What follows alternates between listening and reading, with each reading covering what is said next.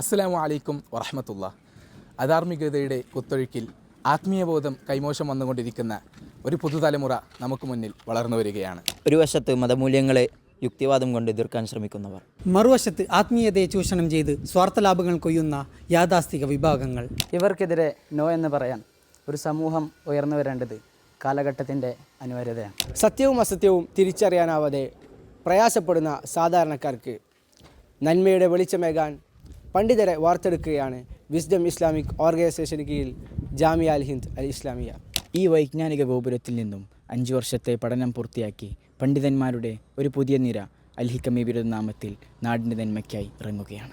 അതിനുള്ള ബിരുദദാന മഹാസമ്മേളനം ആരംഭിക്കുകയാണ് ഇൻഷാ അല്ലാഹ്.